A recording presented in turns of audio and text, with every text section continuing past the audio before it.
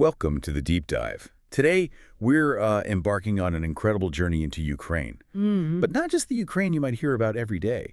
We're looking deeper. Yeah, beyond the headlines. Exactly. Revealing a nation that's so vast, so internally diverse, it really defies simple categorization. Just think about it. How many distinct identities, landscapes, histories, how many can actually exist within one country? It's a great question because Ukraine is it's definitely not a monolith. It's more like a vibrant tapestry. Right. Each thread, represents a unique region woven from centuries of history. We've gathered, quite a stack of sources, historical accounts, cultural analyses. All sorts. Yeah, to pull out the most important nuggets of knowledge about 5 really fascinating Ukrainian regions: Eastern Ukraine, Crimea, Podylia, Northern Ukraine, and Zaporizhia. That's right. Our mission here is to give you a shortcut, really, to being truly well-informed, uncovering those surprising facts, the rich details that paint a much fuller picture. Peeling back the layers, so to speak. Yeah, discovering hidden gems, surprising connections, everything from ancient traditions and industrial might to unique landscapes and modern cultural movements. So prepare for a deep dive that's hopefully as enlightening as it is engaging. Sounds good. Where do we start? So let's begin by unpacking Eastern Ukraine. This region is a truly fascinating blend, wouldn't you say? Oh, absolutely. You have Slobozhanщина, with Kharkiv as its hub, carrying these deep Cossack frontier roots. But then there's this incredibly strong urban modernist layer right on top.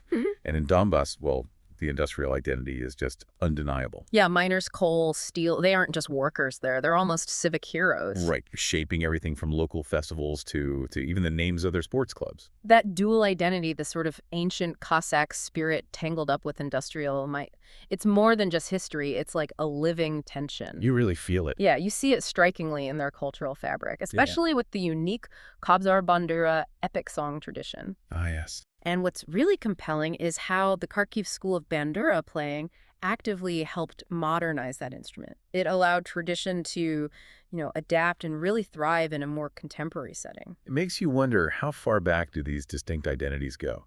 Take Donetsk, for example. Did you know it was actually founded by a Welsh industrialist? John Hughes. John Hughes in 1869, originally called Huzovka, or Yuzivka. It's such an unexpected origin story for an industrial giant. It really is. A great little historical nugget. And speaking of Donbass, the 1990s miners' strikes, they were a pivotal social movement in post-Soviet Ukraine.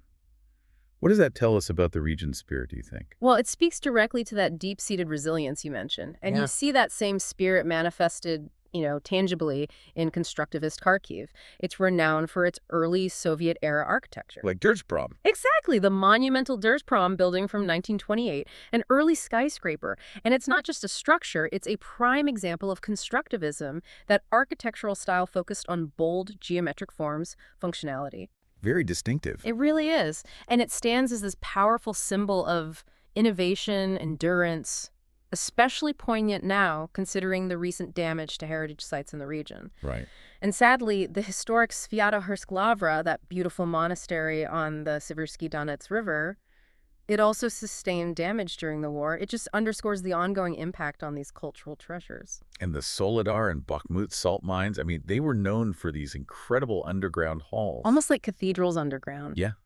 They even hosted concerts. Now, tragically, they're just etched in our minds for the recent battles fought over them as such a profound, tragic transformation. It is. But on a more celebratory note, living traditions definitely continue. Miners' Day, for instance. Okay. Celebrated on the last Sunday of August. It often coincides with Donetsk City Day. Think parades, concerts, fireworks, really lighting up the city.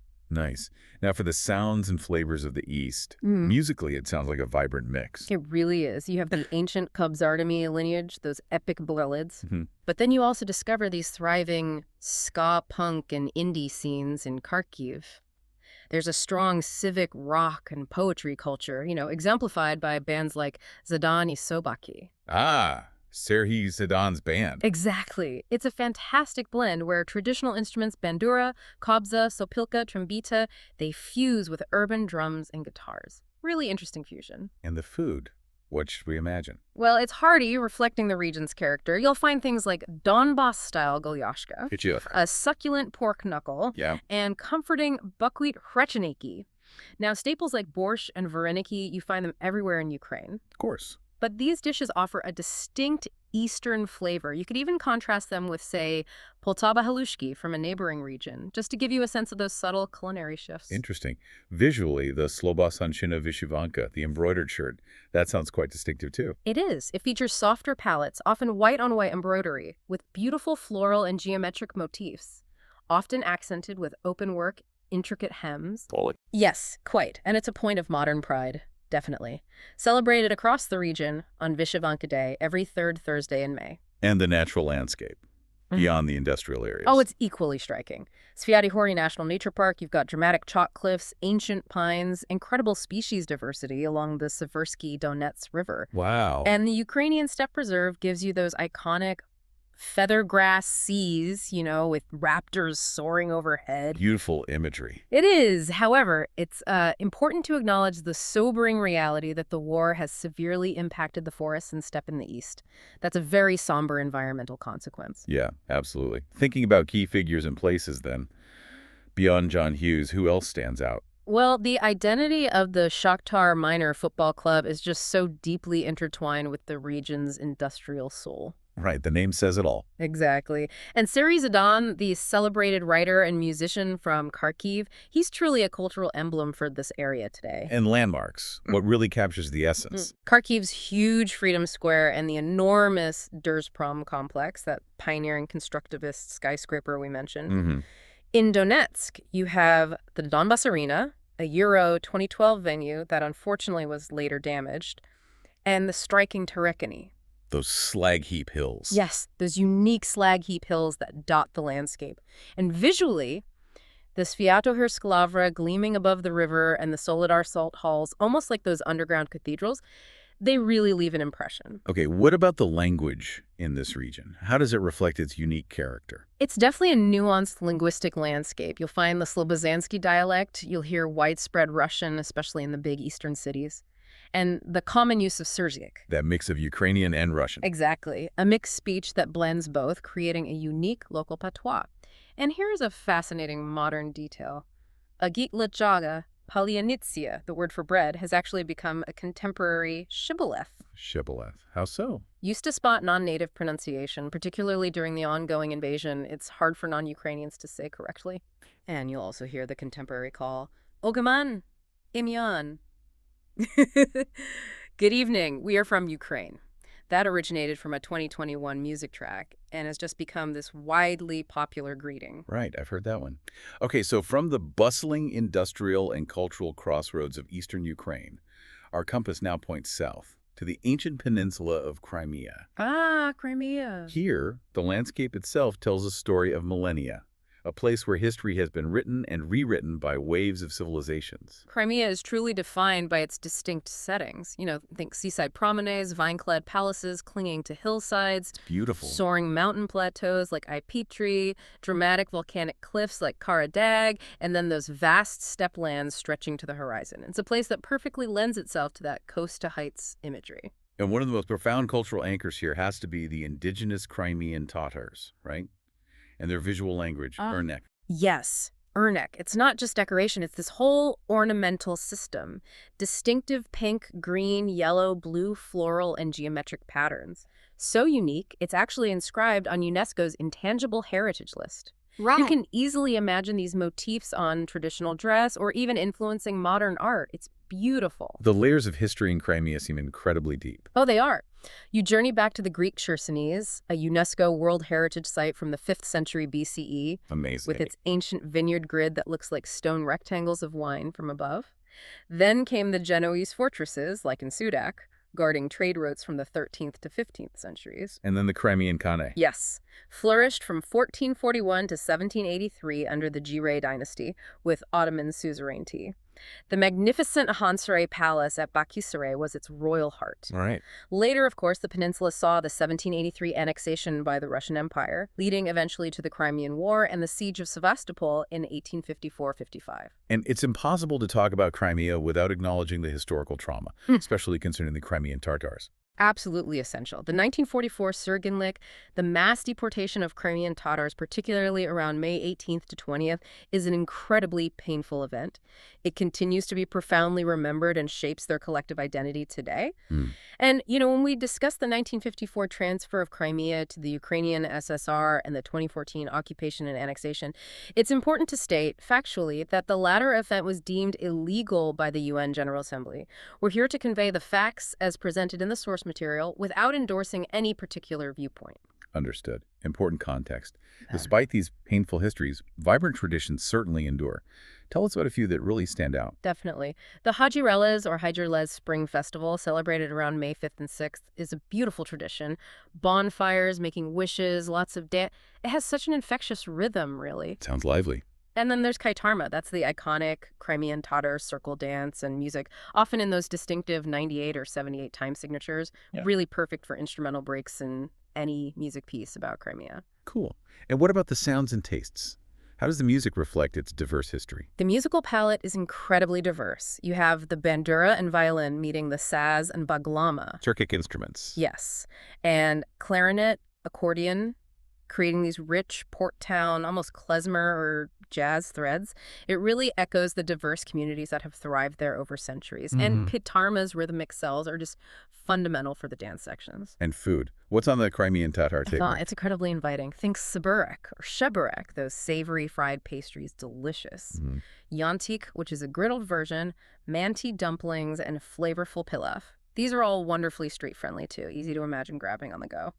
And the wines. Yeah. Crimea is famous for its wine, isn't it? It is. Masandra Winery, established way back in 1894, known for its dessert wines, and the exquisite Novi Svit sparkling wines produced since 1878. You can almost taste the cellars and sea breeze just hearing about them. Definitely. And clothing. You mentioned the Ernik embroidery. Yes, Crimean Tatar dress often features elegant velvet kaftans, intricate gold thread work, coin jewelry. And that distinctive Ernik embroidery is really a key motif tying it all together. And the nature there sounds stunning. It really is.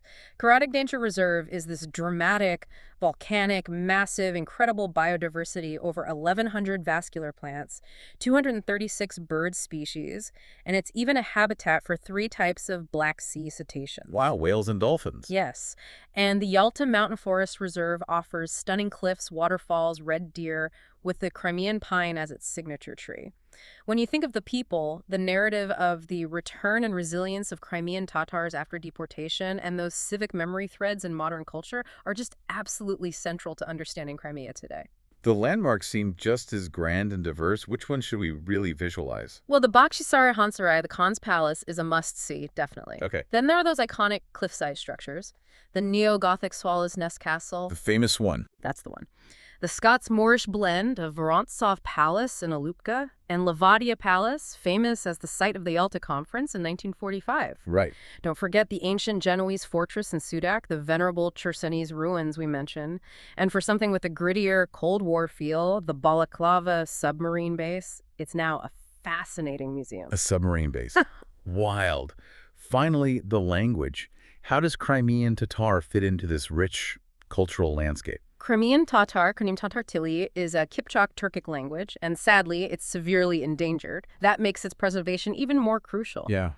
But it's rich in expression, really embodying the spirit of the people. You hear these powerful phrases like Vatan Kanamems, homeland Crimea, and Kanameli Vatan resonating with identity. And of course, the Ukrainian tag, Uata is Ukraine, which is a powerful statement of national unity you hear often. Okay, powerful stuff. Let's now pivot inland to Podelia, literally land by the lowlands. It sits beautifully nestled between the Dniester and Pivdenibu rivers, characterized by, lush orchards, deep river canyons, rolling plateaus. Sounds very picturesque. It truly is. Almost storybook, like you said. One of the most striking cultural aspects here are the distinctive Podilian home icons. They often feature bold reds, greens, yellows in their folk art, their decor. Okay. You can find wonderful collections of these in museums in places like Venezia and Radomishl. And it's a region with a deep, multi-faith tapestry. Medzhybizh stands out as a significant Hasidic center linked to the Baal Shem Tov. It makes it a pilgrimage site for many. Right, the founder of Hasidism. Mm. The historical landmarks in Podylia sound remarkable, too. Oh, definitely. The fortress heart of the region is undoubtedly Kamenets-Podilsky. Ah, yes. Its incredible old town and castle perched dramatically on the Smotrich Canyon. It's just a stunning visual. And it's been on Ukraine's UNESCO tentative list since 1989. Wow. The region itself has a long history as an Ottoman, Polish, Lithuanian frontier. That makes it a quintessential borderland setting, you know? Lots of layers there. That history certainly leaves its echoes. You mentioned something about a submerged town. Yes, Bakota. It's quite a haunting image. A town that was submerged by a reservoir, and today only a cave monastery and the cliffs remain. It's a powerful, almost melancholic reminder of how landscapes shift, how histories can be submerged, leaving behind just whispers. Wow. As for traditions, what's vibrant there? Viznianki, or Haifki, are beautiful spring circle songs and dances performed around Easter. They have such a joyful, almost call-and-response energy. This is lovely. And in the warmer months, you'll find vibrant castle and city festivals in places like Kamianets and Zalishiki. Zalishiki is known as a sort of climate resort, famous for its grapes, peaches, river beaches. Nice. The music and food must reflect the region's roots, too. Deeply. There's a deep Podilian folk song corpus that really encapsulates their history, and the Cossacks of Podylia Song and Dance Ensemble is a notable flagship, bringing those traditions to the stage. And for a charming, maybe educational refrain, there's the children's classic Ejom Podolyanotchka, which means little Podolian girl. Oh, sweet. And the food. What's the four-step fare like? It emphasizes local ingredients, definitely. Think comforting Daruni potato pancakes, very popular. Fresh river fish and Krichiniki rolled meats, often stuffed. Modern gastronomy there also offers interesting twists, like cherry borscht, apparently, and delicious fried Crucian carp. Cherry borscht. Intriguing. Visually, the Podylian Vyshyvanka. How does that look? It's distinctive, often black dominant, which is quite striking, with bold red accents. It frequently features the Niz darning stitch and strong geometric bands down the shirt front and sleeves. Creates a very bold look. And nature in Podylia sounds grand, boasting Ukraine's largest protected area. That would be Podilsky Tovtry Metabory National Nature Park. It's huge, rich with redbook plants, 14 bat species, owls, egrets. And the Dniester Canyon National Nature Park is equally spectacular. Incredible caves like Optimistigna and Ozerna, some of the longest gypsum caves in the world, actually. Slowly. Yeah. Plus the Zurinsky waterfall, stunning travertine cliffs. It's truly an awe-inspiring river cathedral landscape. When you think about the people who shaped this region, who comes to mind beyond the Baal Shem Tov? Well, the connection of Baal Shem Tov to Medzhybizh brings that powerful pilgrim narrative, for sure. And writers like Mikhailo Kotzebinski and Stepan Rudansky, with their Podylian roots, they give us those pen and plowland lines, you know, illustrating the deep connection between their literature and the land itself. Got it. For landmarks, the Kamianets-Podilsky Castle and its bridge sound like instant album cover visuals. Totally iconic. And in Venezia, the Roshan Multimedia Fountain, it's Europe's largest floating fountain, creates a fantastic light on the Booz night scene. Cool. Don't forget the sweeping Genser Canyon vistas, the haunting Bakota cliffs, and the very distinctive horseshoe bend of the river around Zalishiki makes the town look like it's on an island. And linguistically, Podylia has its own nuances. Oh, yeah. The Podylian dialect has its own charming quirks. If you listen closely, you might notice some softer pronunciations, maybe certain view sounds shifting towards an little local accents, and delightful local words like obuster instead of the standard pivin, and a stork instead of loleka. Fun. And for a phrase you'll hear nationwide, of course, there's the civic tag, alore asme, glory to Ukraine, glory to the heroes. It really ties together these regional quirks with the broader national identity. And that sweet children's classic, Podolyanotchka, literally a girl from Podylia, works perfectly as a lyrical refrain for the region. Okay, next up, let's journey north to northern Ukraine, a region defined by its core identity. Politia or Polesia? Right, Politia. This vast area of wetlands, forests, along the Pripyat-Desna Basin, known for its archaic customs, and a northern Ukrainian dialect that even transitions towards Belarusian. That's right. It's a very distinct region. And what's fascinating is how Chernihiv, a key city there, brands itself the City of Legends. Okay. It's a tourism motto deeply tied to its medieval sites and rich folklore. And literary enthusiasts will recognize Alexander Dovzhenko's Zakrovana Denes, the Enchanted Desna. It's a beautiful literary touchstone about growing up on the Desna River, really paints a vivid picture of the region's soul. The historical moments here sound profound, rooted in the origins of Ukrainian statehood. Very much so. Strong Kievan Rus's heritage in Chernihiv. You've got the 11th and 12th century cathedral ensemble, the Transfiguration, Borislav cathedrals.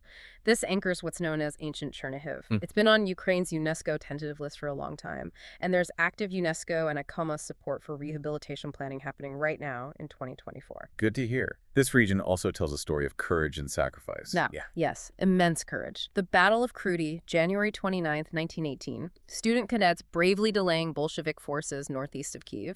There's a memorial near the site now, a testament to their spirit. And of course, the name Chernobyl, 1986, resonates globally. Evokes the iconic Pripyat Ferris wheel and the purpose-built resettlement city of Slavitych, built afterwards to house those displaced. And in terms of recent history, this area has seen profound changes too. Yes, the 2022 siege of Chernihiv, from late February to early April, resulted in heavy damage but was ultimately a Ukrainian victory, though shelling did continue afterward. Sumy Oblast also saw significant events, occupation, and liberation in places like Trostyanets. Again, these are the facts as presented in the source materials we reviewed. Understood. But enduring traditions still thrive in northern Ukraine. Oh, absolutely. Ivana Kupala, the Midsummer Festival around July 7th, is very visible here and around Kyiv. Wreath weaving, vinok, bonfire jumps, river rituals. It's a real celebration of nature. It's magical. And also the foraging culture, gathering wild mushrooms, berries, bog plants. It's deeply woven into Polishyn's seasonal songs and cuisine. It's a way of life that connects people directly to the land. The music here connects us to Ukraine's 18th century golden age of sacred choral music. Tell us more. It's a truly foundational story for Ukrainian music. The Hlukov Singing School, founded way back in 1738. Wow. It was the first court singing school in the Russian Empire. It trained singers and instrumentalists, violin, bandura, husli, and key figures like Maxim Berezovsky and Dmitro Bortniansky, giants of Ukrainian choral and Baroque traditions, came out of this school. Amazing lineage. Their roots tracing to this northern Ukrainian ecosystem really highlights the depth of the region's musical legacy. And the cuisine. How does it reflect the Polishyn landscape? Northern cuisine definitely emphasizes those local connections. Staples include hearty daruni, potato pancakes again. Can't get enough daruni. Huh? Seems like it. Also wild mushrooms and berries from the forest, various rye and wheat breads, and jellied meats like kolodets are also quite common here, often found on festive tables. For clothing, the northern vyshyvanka, how does that differ? Often features striking red and black geometric patterns on a white background. Polishyn palettes tend to emphasize protective symbolism in the patterns, and headwear is important traditionally. Unmarried women would wear the vinok, the wreath. Married women cover their hair with an okipok, a cap, and/or a namitka, a long cloth wrap.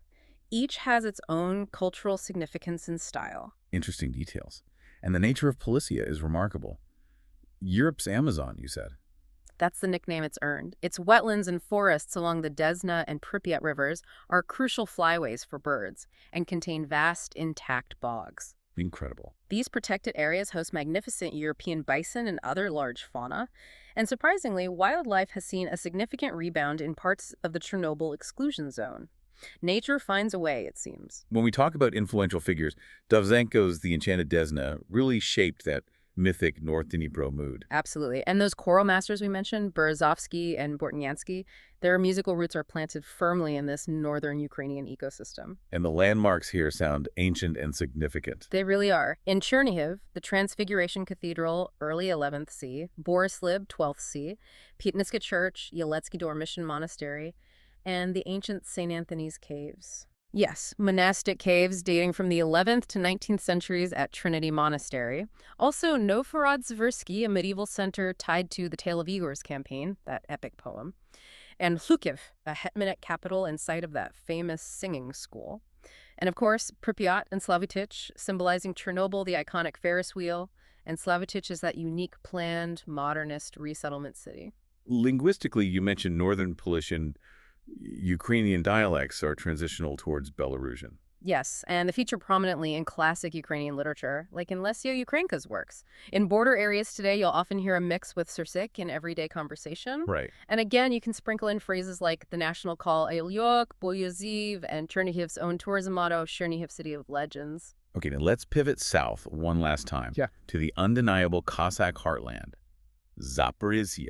Ah, Zaporizhia, the siege. Khortytsia Island, right within the city of Zaporizhia itself, the historic seat of the Zaporizhian Sech, now a revered national reserve. When you picture it, imagine steppe imagery, ancient oak groves striking river granite. It's powerful imagery. And what's truly captivating about Zaporizhia is its dual cultural identity. It reflects both that ancient spirit and modern might. Oh, so.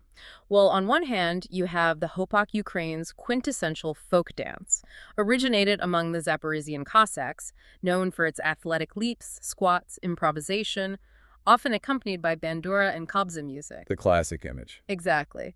But on the other hand, there's a significant industrial modern layer, the Dnipro HES hydroelectric dam, built in 1932. Wow, early. Yeah, a Soviet-era mega project that powered regional industry.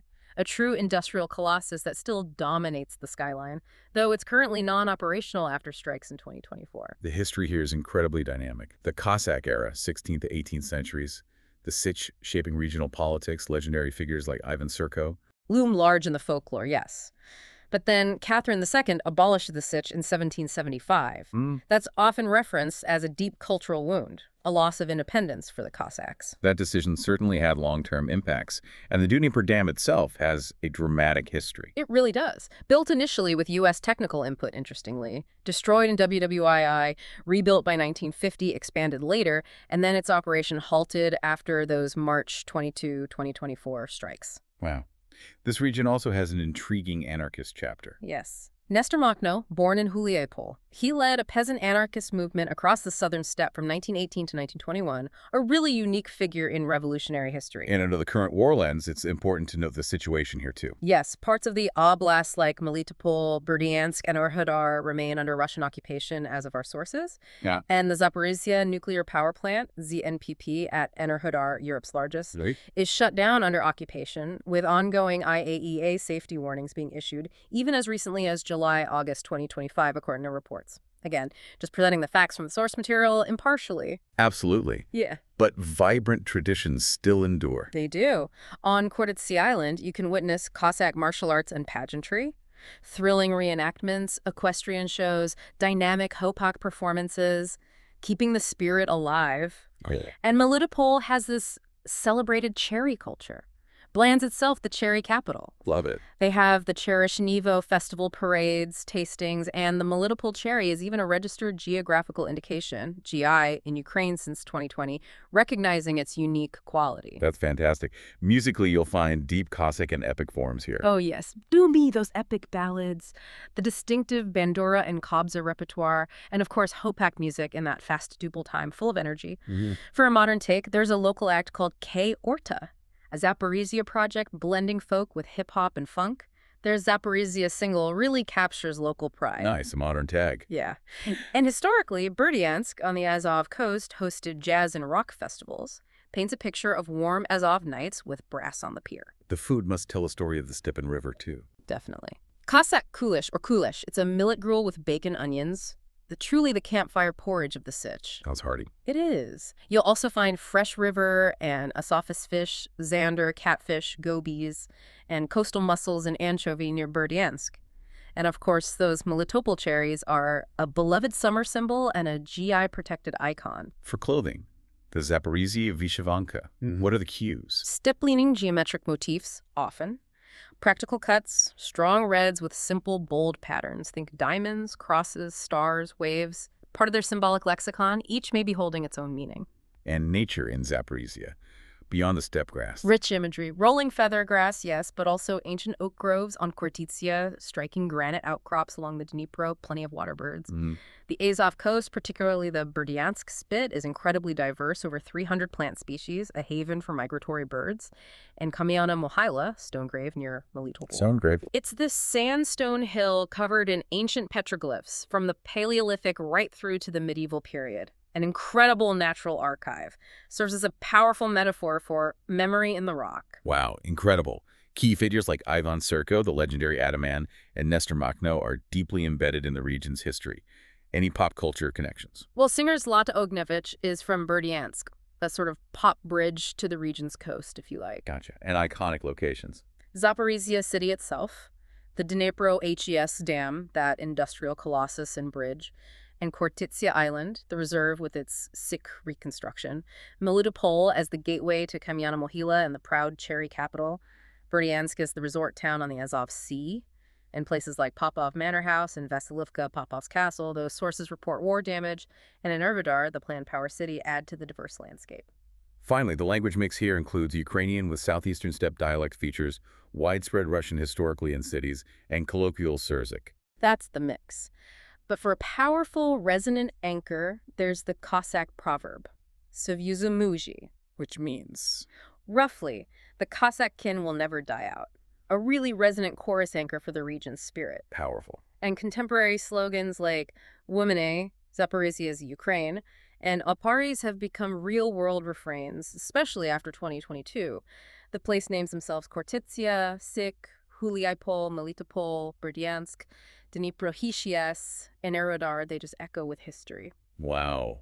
What an incredible journey we've just taken through Ukraine. Yeah. From the industrial might and Cossack spirit of the East Mm-hmm. to the ancient, resilient cultures of Crimea, the fortress-laden lowlands of Podylia, the wild, deep heritage of northern Polisia, and the enduring Cossack heart of Zaporizhia.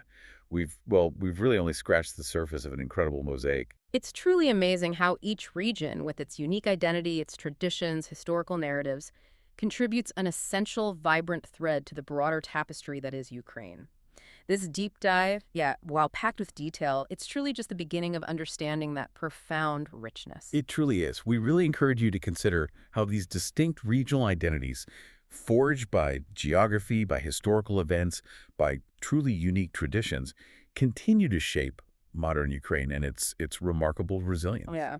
As we've explored these enduring cultures, the historical turning points, the natural wonders, what does this mosaic tell you about the strength of a nation's spirit, especially when facing, unimaginable challenges? How does understanding these profound localized identities maybe reshape your perspective on the global narrative? Something to think about.